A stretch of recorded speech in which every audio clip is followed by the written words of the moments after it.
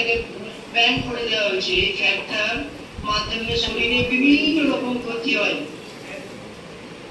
তো সেই ক্ষতিগুলো জন্য আমাদের কি হচ্ছে সম্পূর্ণরূপে অ্যাভয়েড করা দরকার।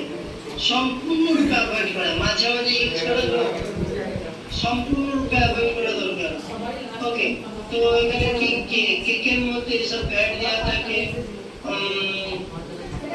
ক্রিম কেক, বিস্কিট, ক্যান্ডি, এগুলোতে এই ফ্যাটগুলো দেওয়া থাকে কেন? তাহলে অনেক দিন পর্যন্ত টিকে থাকবে।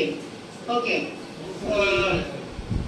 বেকারি, স্যান্ডউইচ, এগুলোতে ওকে, পপকর্ন, এই সমস্ত জিনিস, KFC and other